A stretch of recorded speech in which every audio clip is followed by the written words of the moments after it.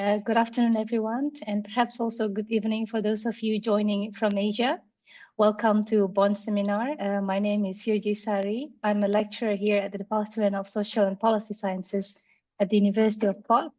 I will be moderating the seminar today. So today we do have three economists joining us, including myself, as well as international development and public policy specialists and experts, who will share with us their experience, but also the views into the importance of generating relevant and robust evidence to address some of the most pressing challenges that we have faced today. And some of the key questions that we will discuss, and also perhaps invite your views, including, for example, what would be the innovative methodology that we can adopt to generate policy relevant evidence? And also very often, evidence is really scarce, and what can we do in such cases? And most importantly, what can we do to ensure this evidence that we generated really leading to policy adoptions and change? I will briefly introduce our speakers today, but beforehand, I think it will be great to get to know who we have in the room. So perhaps if you kindly introduce yourself in the chat, mention maybe your name, institutions, and where you're based, that would be great. So today we will first have Professor James Copestake. James is an economist, as well as a professor here at the SBS Department, University of Bath. He's currently director of the Professional Doctorate in Policy Research and Practice, as well as a founding director of Bath Social and Development Research, which is essentially a social enterprise in which that he led this promotion of novel mixed methodology approach to impact evaluations, which I believe have been adopted in more than 25 countries. So James will share with us on this new methodological approach to impact evaluations. And after James, we also have here Dr. Aurélie Charles. She's also an economist and social scientist. She's a senior lecturer here in the Global Sustainability in University of Bath, and also the director of Center for Development Studies. She runs a very exciting research projects around sustainability earnings. And in fact, she just essentially launched a book on this. So if you want to pick around on her book, but she also led a very cross-disciplinary team on research about climate justice. Dr. Aurélie will take us through in terms of what we can do when there is no evidence at all or scarce evidence. So our last speaker, but not least, is Dr. Yanuar Nugroho, who has kindly joined us all the way from Indonesia. He's an international development and public policy expert and also practitioner. He's a visiting senior fellow at the National University of Singapore, but also a senior lecturer at Driyakarya School of Philosophy in Jakarta. So Yanuar have served for many years in various roles, working directly with the presidents back in Indonesia and leading evidence-based policymaking process and negotiations in crucial challenges such as the SDGs negotiations or the COVID-19 responses. So Dr. Yanuar will share with us not only the importance of generating robust evidence, but also in ensuring this evidence leads to policy changes. We will also have 15 minutes Q&A sessions toward the end of the sections, but by all means, please do drop your questions as we go along through the chat. All right, so we begin perhaps with James. James, the screen is yours. Okay, thank you, Virgie, and greetings to everybody. I note from the chat that we've got an audience from all over the world, not just in the UK, which is fantastic. My 10 minutes are motivated by an awareness that we're facing some pretty fundamental assaults on the very idea of development assistance and development to practice, which make us, which kind of force us to sharpen our focus on how we invest precious resources in monitoring and evaluation. And I'm just going to share a little bit of my own experience as an economist. I started out as an agricultural economist doing cost-benefit analysis and old-fashioned sorts of economic appraisal, and I've moved into being involved with a much broader range of ways of collecting evidence. And I'm not sure it's that innovative or that new, but I hope it's empowering.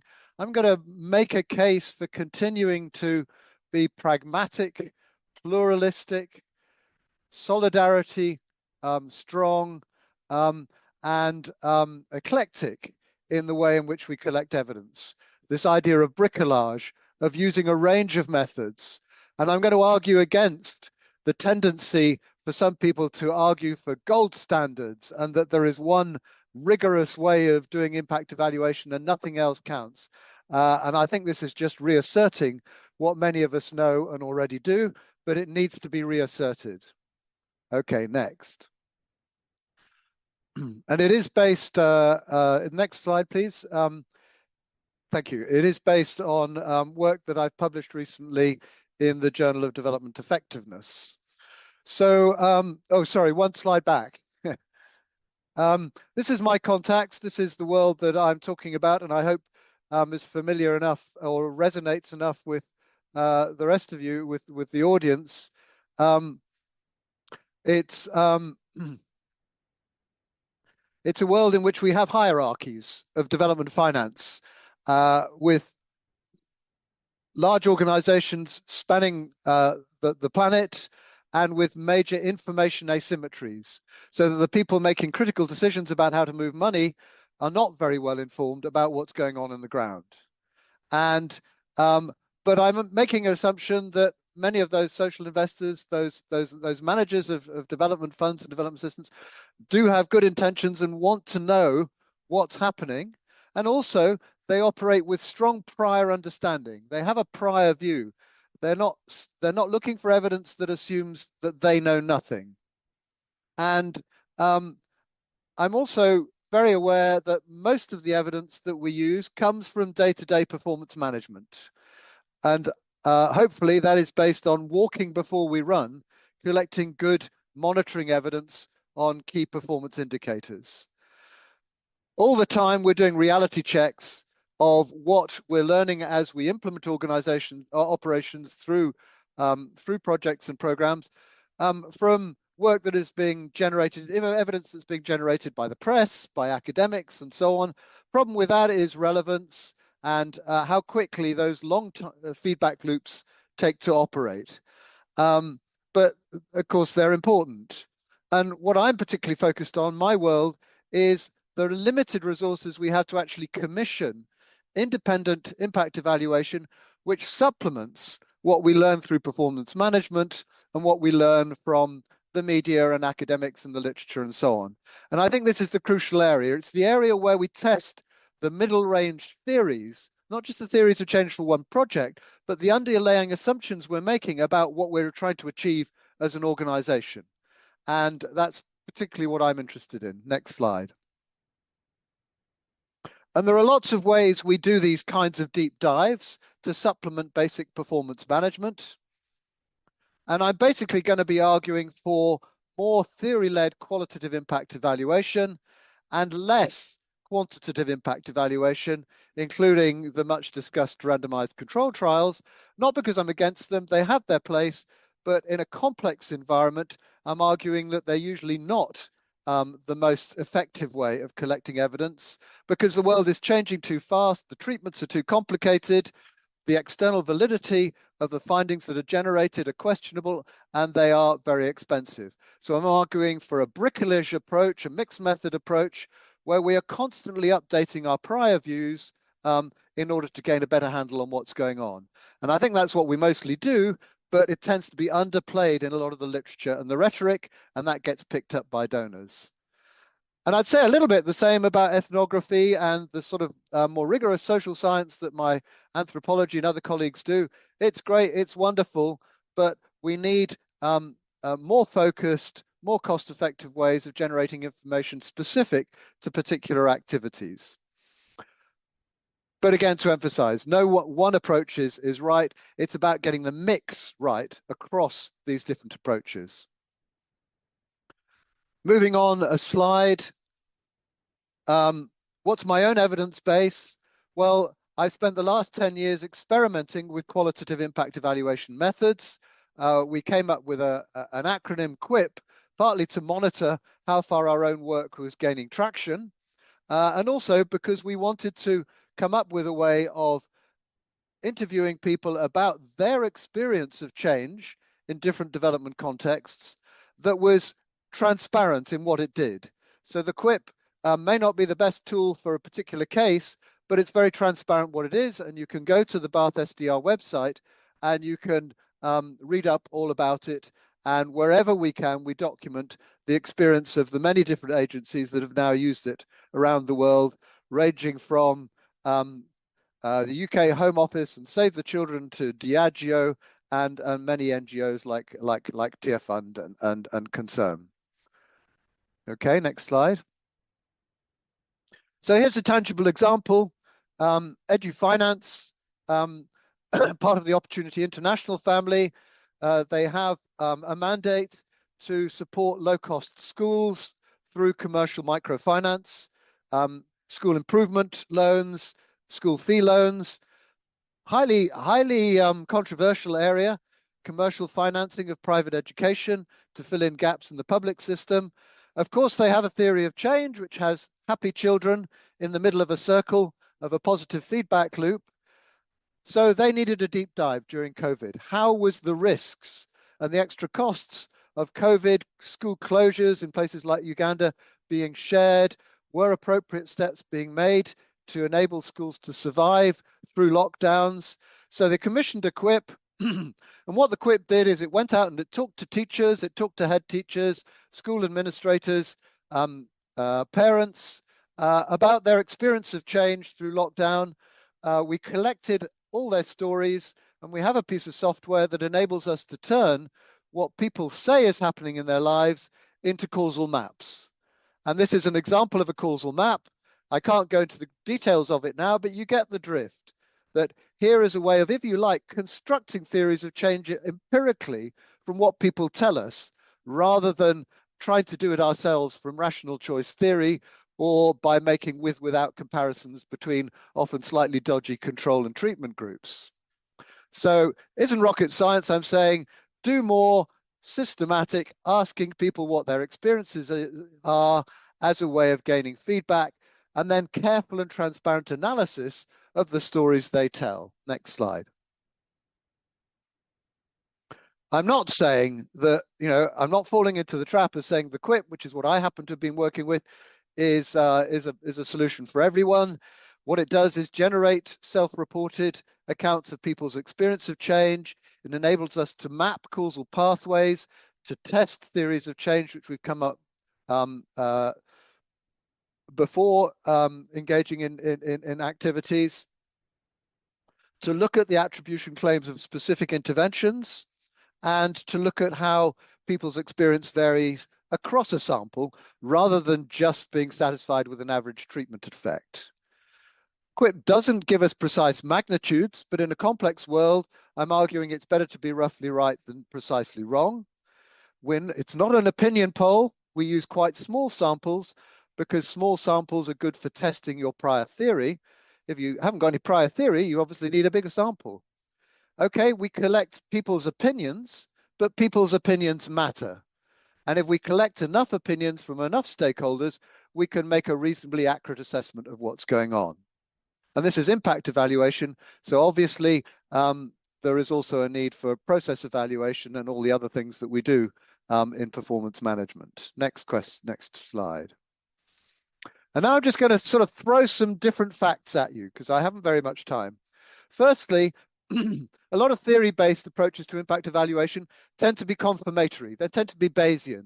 They're saying, how can we be 10% more confident that we are actually reaching the poorest people in our programs? So if you've got a prior hypothesis, your sample sizes are smaller, your approach is confirmatory, you can use a theory meta more. With the QIP, we're also very interested in making sure that our questioning is exploratory. It opens up the opportunity for people to tell us things we don't know. So useful to think about how much is your evidence exploratory, open to the unintended consequence, rather than just confirming what you know already, and how much it's confirmatory. And there are major design issues depending upon the relative importance of those two. The second distinction I'd really want to emphasize, which is implicit in the QIP, is that between getting at attribution of impact through statistical inference and through self-reported attribution. We're asked all the time with QIP, where's your counterfactual? and everybody's looking for a control group. Well, I've got news for you. Language is rich. We've evolved language to imagine other scenarios. So speech and text and narrative is full of latent counterfactuals. So all we have to do is intelligently and carefully and rigorously collect what people themselves understand to be the causes of drivers in their lives, which implicitly is saying what would have happened if that hadn't been the case, if they hadn't taken that loan or joined that program. So think about self-reported attribution. It obviously is open to all kinds of biases, which is why we have to be rigorous in the way we think about using qualitative methods. And the last distinction I'm going to leave you with, which is the Journal of Development Effectiveness paper, and is based on 70 QIP studies, is I'm arguing there are two very different kinds of mixed methods impact evaluation and research. And I'm calling them quant-led and I'm calling them qual-led. Quant-led, if you need a precise answer and you're operating within a high degree of certainty, you know, in almost a factory setting or a situation where you can do an experiment, then by all means, secure the funds to do an experimental or a quasi-experimental impact evaluation, and you can generate highly precise data about the impact of one treatment compared with one or two others in a control group. Most of the time, we don't have that luxury. We're in the role of adaptive management, and I argue that we have to give much, much more weight and prominence to self-reported attribution, and therefore to mixed methods that are based on qualitative research, with quant playing the subordinate role. So the next slide illustrates this. James, you have I'm 1 minute finishing. left to wrap up. That's fine. Thank you. Yeah. So, so what you see published in the journals are quant-led impact evaluations. They're basically about doing a survey, reporting on before, after, with, without, and then there's often a token bit of qual thrown in to try and get at the causal mechanism that might explain the correlations that we've thrown up. That's fine, and we can do it better, and there are situations where that's the right way to go. More often, particularly with small programs, it's too expensive and inflexible. So what we should be doing is qual-led, lots of different bricolage methods of finding out what people are saying, careful interpretation and triangulation of those different causal narratives, such as using causal mapping software, and all the time patterning the responses against good systematic quantitative monitoring data. So it's qual-led attribution with quant-led monitoring, rather than quant-led attribution with qual-led interpretation. And it's much, much more messy. It's what we do anyway. It's not relying on one single solution to this problem. And we just need to empower ourselves to talk about and be more open about the eclectic, flexible, adaptive ways in which we collect evidence, and do it better because we need the evidence. The more we're attacked, the more we need the evidence. And that's it. All right. Thank you so much, Dame. I think that's really interesting, looking at how we do this systematic qual-led impact evaluations and draw causal link from that. Now, let's move on to Aurélie, if you want to start right away. Thank you, Virgie. Thank you, James. So yes, following from James' presentation, we just wanted to provide a couple of reflection coming from my work over the years, notably looking at national survey data and its shortcomings, because what I came to realize was that really when you try to disaggregate at the local level, well, a lot of people's voices are missing. And what do you do? And they're usually the ones that are most affected and impacted most negatively by social change. So in the Leave No One Behind agenda, really, what could we be doing? So the two reflections I have introduced briefly here is that addressing global challenges go through the local context and local level, but often evidence is scarce. So what do we do? And then following from that, once we see that data is not necessarily there, it becomes problematic, because then the design of policy, the assumption that are made through policy making, tends to bear a lot of cognitive biases, and that will kick into the policy impact. So being aware of the cognitive biases in data collection and interpretation is quite key. Next slide, please. So what's the issue with national survey? And it's also come from the lifetime work of Judith Randall, Anthony German at the primarily with the development initiatives, consultancy over the years, but now with ideas and action for public good. Well, surveys are good, but they tend to exclude people at the top and the bottom of income range. And I realized that when I work with the current population survey in the US, where the top earnings were capped. So of course, when you study then and research on inequality, it becomes very problematic. So yes, there are many groups that are not represented properly, thinking about people with disabilities, mental health issue, older people, children who are not part of the biological family. Simply, if you don't belong to a household, then conducting a household survey means that the group is left out. And that's become important when we look at the current targets of the Sustainable Development Goals, which are really looking at disaggregated data at a very narrow level, and especially a local level. Next slide, please. So what to do when evidence is scarce? So first of all, let's think about this sort of indigenous knowledge. And what do we mean by that? We're talking about people, also plant living and living organism who knows best how to thrive in a local biome. So indigenous in the sense that it's existing a natural space for them to know how to thrive. And we do need that knowledge. And the voice of indigenous people and other living beings have increasingly been taken into account. So if we go back in a very short period of time, so if we go back to the COP24 in Poland in 2018, well, indigenous people were not invited to take part into the policy making process. And it was quite a hostile environment, actually.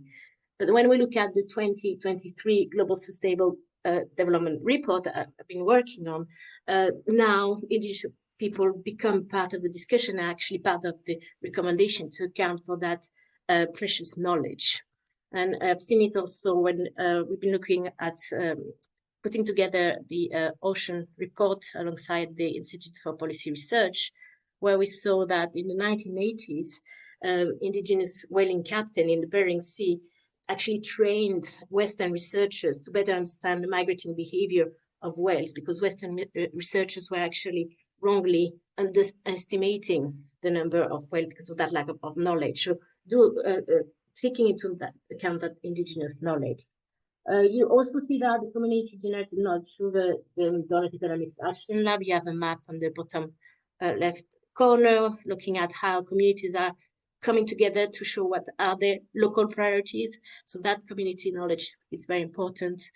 Another thing I wanted to mention, stakeholder mapping. So the third point here, something we've been working on, looking at how you account for everyone, every group in the localities. In the Essex Renewal Project we've been working on, where you actually had people working with local universities, researchers, but also head teachers representing the secondary school. We had the Wildlife Charitable Trust. We had a representative from small business owners. We have a youth ambassador from WWF. So you'd had a mapping of stakeholders that was actually representative of the type of impact that was generated in that particular locality. So that the diversity and inclusion of all the different voices are quite key to understand what sort of evidence we want to provide without missing out anyone. And then also expert knowledge, of course, collaboration with local university and think tanks, something we've done quite a lot in Bath, and that will be next slides, please. So what we've done at Bath a couple of years ago, we've been looking at how the SDGs provide a sort of ecological anchors at the local level.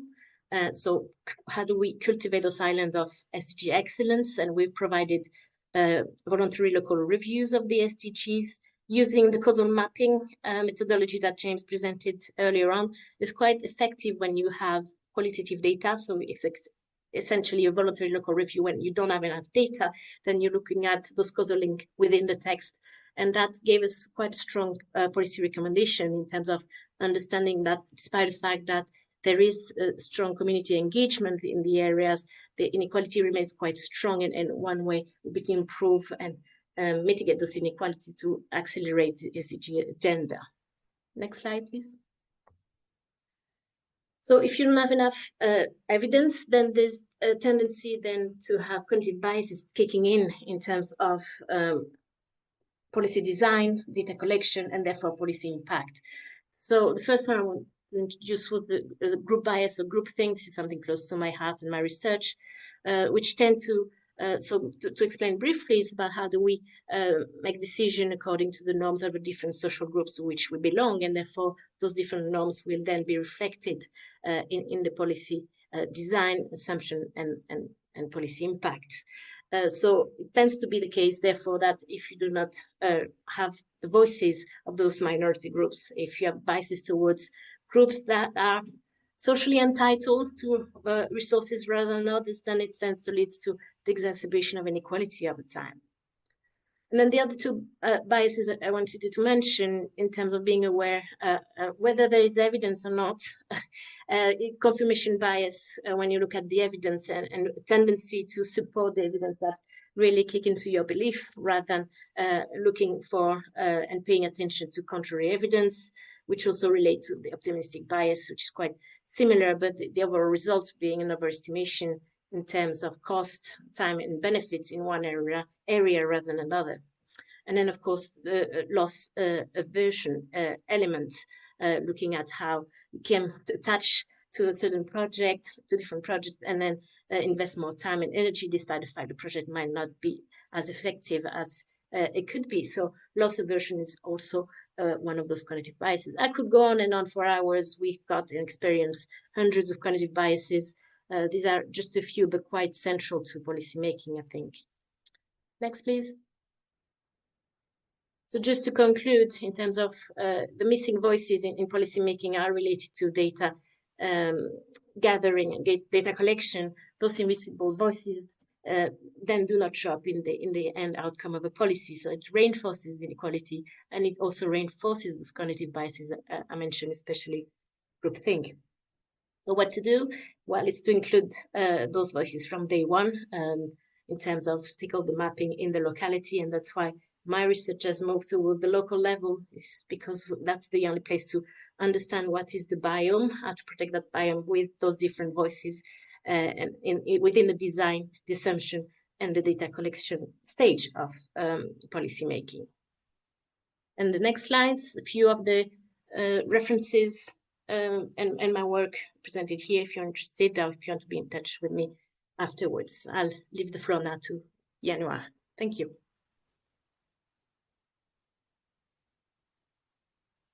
Thank you. Shall I just continue, Virgie? Yes, please do so. Okay. Thank you, James and Aurelie. So now my turns. Of course, colleagues and friends, it's an honor to speak before you all to share my journey in advancing evidence-based policy making in Indonesia.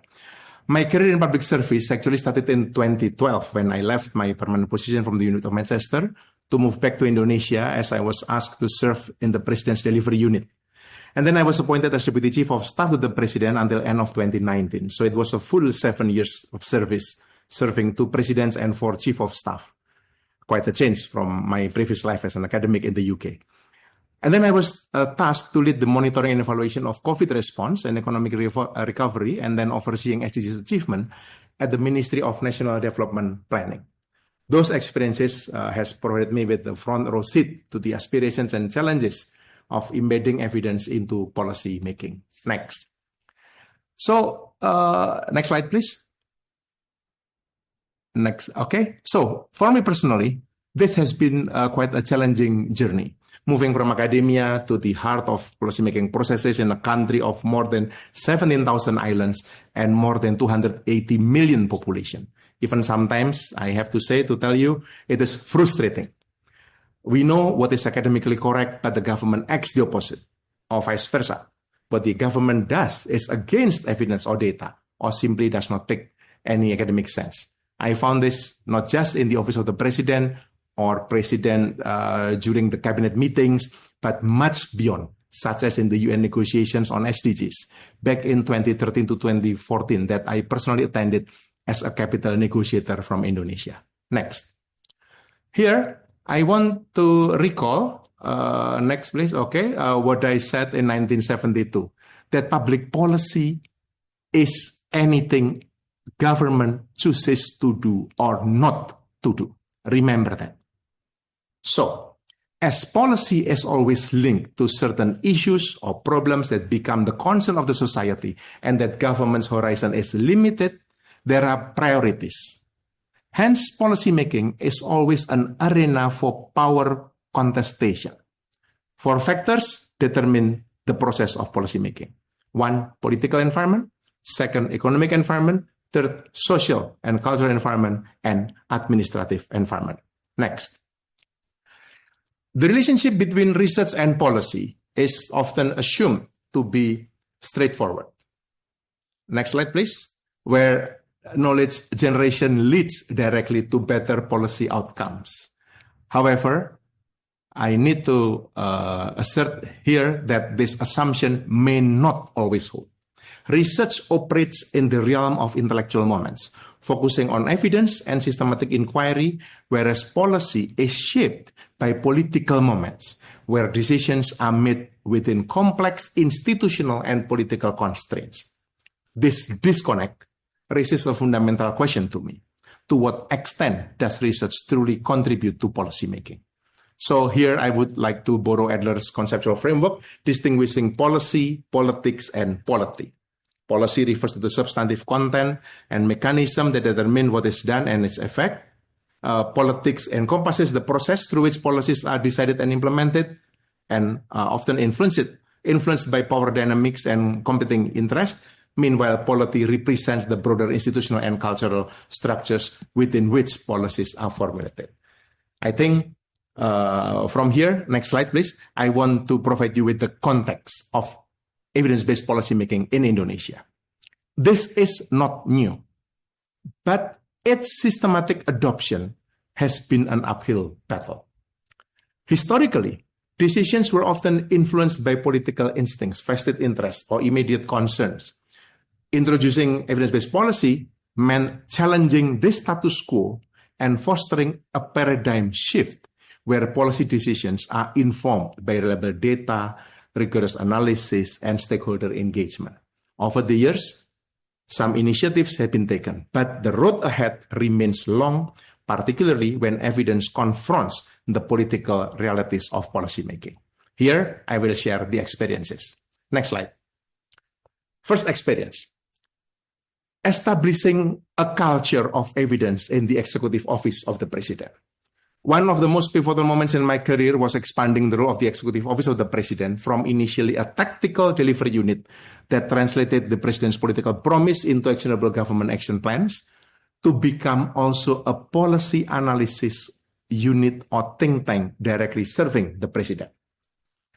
This office focused on providing evidence-based recommendation for high-stakes decisions, such as the expansion of social protection scheme, ensuring universal health coverage, agrarian reform, social forestry, and development of villages. In Indonesia, we have more than 75,000. This continued to the second term of President Jokowi during the height of the COVID pandemic.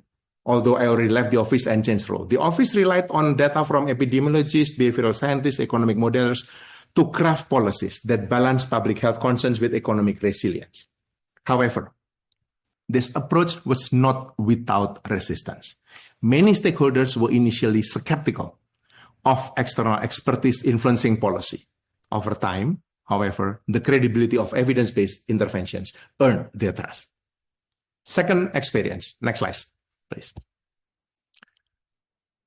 This is my most recent role involving mainstreaming SDGs into Indonesia's development agenda. We adopted a multi-tiered approach, embedding SDG target into national development plans, aligning them with the regional priorities, and creating dashboard to monitor progress. What you see is the screen capture of the dashboard. One notable success was in combating stunting and eradicating extreme poverty. By leveraging data from health surveys and GIS, we managed to identify stunting hotspots and prioritize resource allocation to these areas, for example. This approach has led to significant improvements in child health indicators. And to update you, while SDG attainment at the global level now is only 17%, and in Asia and the Pacific only 14.4%, in Indonesia, we have achieved around 43%, of the 2030 target. We are the highest among upper middle income countries. Next slide. The third experience is in leveraging digital technology. There are three initiatives. One is the so-called One Data Indonesia.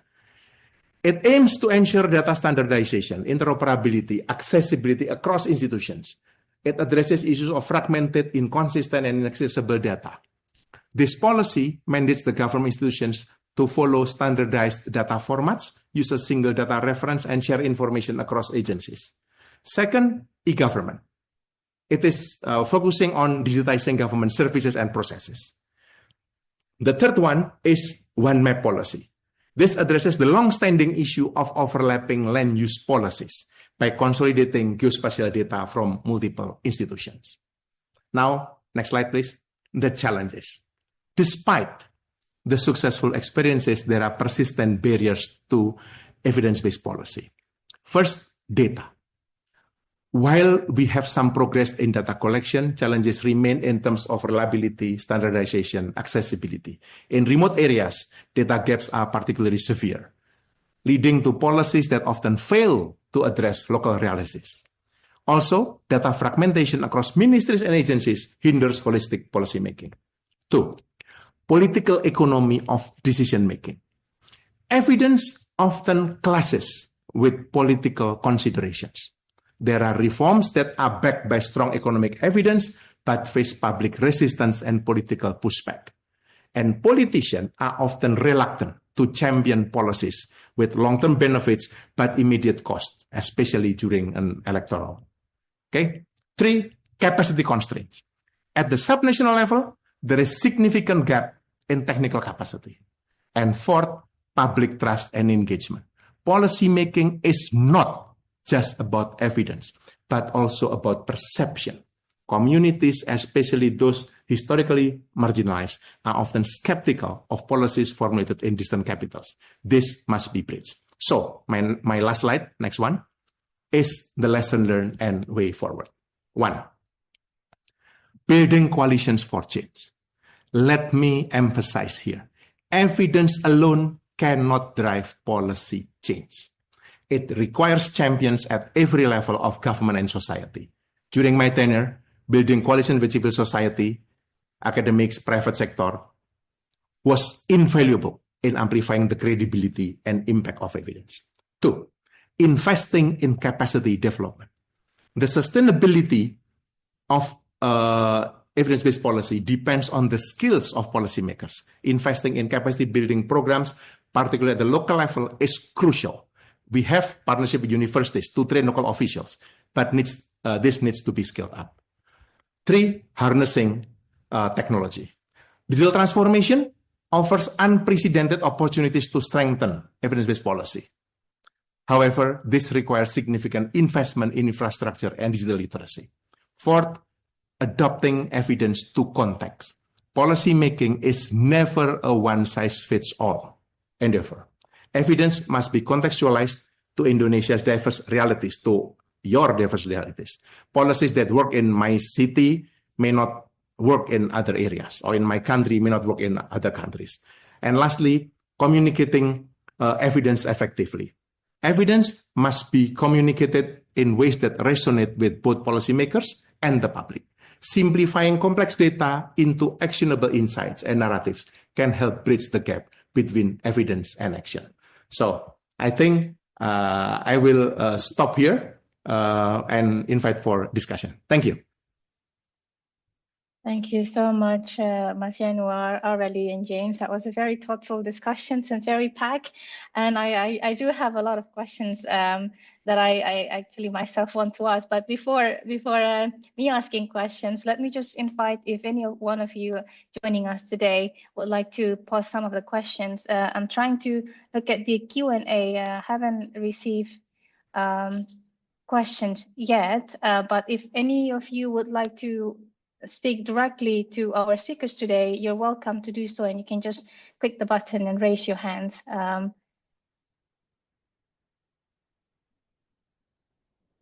If not, well, probably just to warm up. Did I see hands here actually? No hands yet. While waiting for others to perhaps ramp up, thinking about their questions, is James? Do you have a question, sir? I wanted to answer or respond to the comment that Zara Hadidu made about the fact that their work is qualitative and participatory, but they find governments are always looking for large-scale quantitative research. I totally recognize that. And I just want to emphasize, and I think it echoes what Yuanyu is saying partly, is that evidence also consists of powerfully documented stories and narratives. The killer diagram, that's often what drives policy as much as, rigorous large-scale surveys. So my argument is for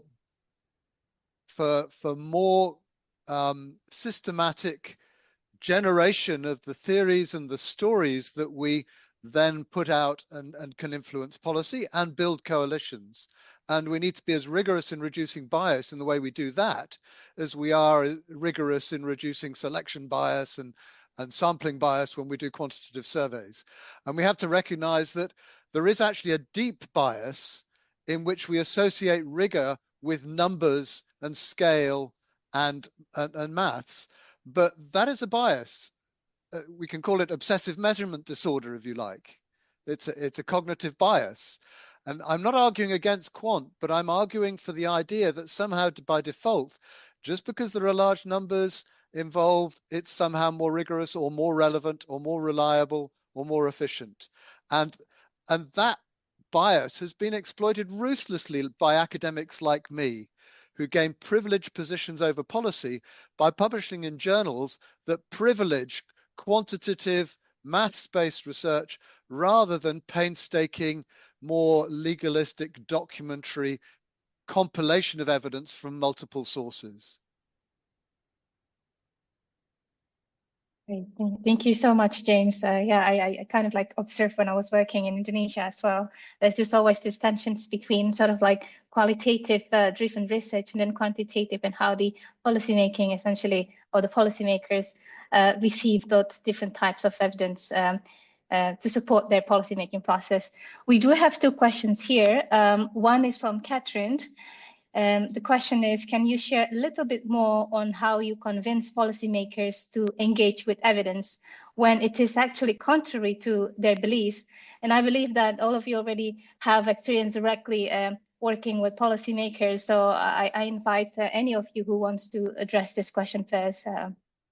Maybe Aurélie or Yanwa, if you want to jump in. Aurélie, you want to say something? I think it's about presenting the evidence, whether or not it's convincing. It's their problem in a sense. I'm still a strong supporter of presenting all the evidence we have. About convincing, then I need a political career to be able to present an argument for that. So I wouldn't know, but you have more insight. Sure. Thanks, Lee. This comes from direct experience advocating some issues around the president's office. I think it is not about engaging with the evidence, but why the policymakers should engage with evidence. Sometimes our argument is more on the, say, how convincing the evidence is, or how beautiful and how sound and how rigorous the analysis that we have done. But we forget that what policymakers or political leaders want is how those evidence can help them achieve what they want to achieve, or advance their policy. So my approach usually, or used to be, is not putting the evidence first or analysis first, but more on how this analysis can help the policymakers understand the situation and then take the necessary actions or derive the necessary policy. So it is not about the, again, evidence itself. Catherine, but about how we approach. So not convincing that, not trying to convince them about the evidence, but trying to clarify our I would say objective, why we present this evidence in the process. Right, that's very insightful, because me myself as an academic, I tend to sort of like prioritize the rigor of the research, and then when we face the policymakers directly, you know, with the numbers, but actually what needs to be done is just making sure that what is the objective behind those numbers, right? What is the insights? That's really cool, Mas Yanuar. Let's move on to the second question. We do have a question from Alice. Is there any difference in approach between sharing and presenting evidence on more palatable change, such as public health, versus very politically charged topics such as migrations? I guess it's quite related, but sort of like a sensitive and contrasting topic. So I'm happy for Yanuar to come in, but also maybe James, if you want to share your thoughts. Okay, James first. James. I think there are policy areas where change is slow, public health, demography, where we have time and it's important to focus on long-term changes. And then there are policy issues where events are very, very rapid and the political urgency is high. And let me give you an example. There was a very brutal murder in London a few years ago of Sarah Everard. And the Minister for Home Affairs, Priti Patel, had to do something quickly. So she set up the Safer Streets Fund, a challenge fund to provide supplementary supplementary money for municipalities and police authorities to do things quickly, which could reduce fear of being assaulted in the streets. And so was that video cameras? Was that street lighting, or was it various kinds of education and training for particular target groups, at-risk perpetrators, and so on? The policy was fast changing because they went through 4 rounds of the Safer Street Fund being topped up, and each time municipalities bid and they did different things. We worked with a market research company that interviewed lots of people online about whether they felt safer in the streets. Very difficult to quantify an attribute change to people's perception of safety in the streets to having more street cameras or having more. On the other hand, qualitative interviews with people who had a strong view in the local community about what was the source of people's insecurities could generate stories. And if it was seen that those stories were being harvested in a systematic way, and it led, for example, to recognition that good training of people in the nighttime economy who were working in bars and nightclubs so that they could anticipate violence, was a very effective way of responding to the issue. And in some places, having more police on the streets made people feel safer. In other places, having fewer people on the streets made them feel safer. So there's an example where we needed multiple methods for generating good quality feedback from different stakeholders to inform a policy that was having to adapt and change very rapidly in response to the problem. And we needed quantitative data. We needed to get a perception of, overall opinion, but that wasn't telling us about causal mechanisms. We also needed research which was sensitive to all the biases that Aurélie talks about, that gave us empirically founded causal mechanisms for what might work and what wasn't working. That's amazing. Yanuar, do you want to reflect on what James shared about the multiple methods? It's important, capturing the stories of the people. I agree with James, actually, that multiple approach is needed, especially when we deal with issues that are complex for government even to comprehend. But also here I would want to share, I mentioned but very, very briefly in my presentation because of the time, that it is important for us to see government not as a single entity.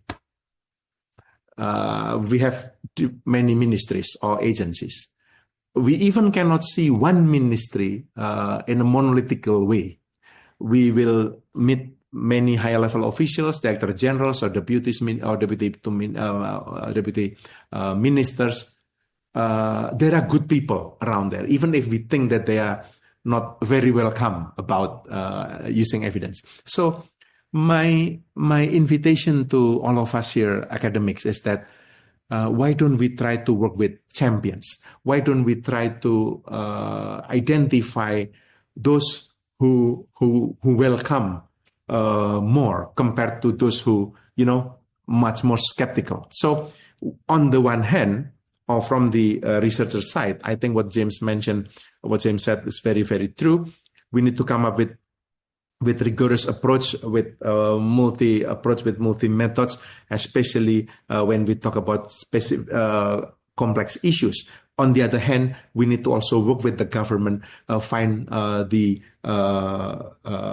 would say, champions inside there. Second thing is that how we can present our research result or those evidence into something that digestible for the government, that they can digest. If you come to them with journal paper, trust me, they wouldn't read it. Not all deputy ministers was like me or are like me. I was an academic. I'm still an academic. When I was a deputy chief of staff, when there's researchers came to me having a journal paper, I would read it, of course, intuitively. But not all director generals, deputy ministers, even vice president or president would read a journal or research report. Come to them with 2 pages of policy brief. This is the way you start engaging with them. Third suggestion from me is that the toll road or the best way to be rejected is you organize a seminar, you invite high-level policymakers or officials, and then you tell them how wrong they are. Then, if that's the case, that is the straight way that your evidence, no matter how convincing it is, no matter how rigorous it is, will be rejected. So this is my reflection from within the government.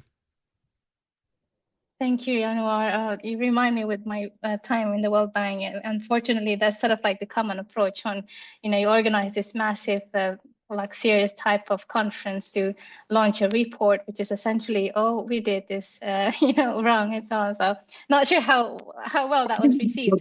Don't get me wrong. Conference is important, Virji, but the way you frame it, especially when you invite ministers or director generals, and then you tell them how wrong they are in front of public, it is not about evidence. It's about their ego. We need, so the best way to come to them is ask for audience, ask for visit, close meetings with them, present them with the evidence, and then you advocate. I think that's the best way. To me, from my experience.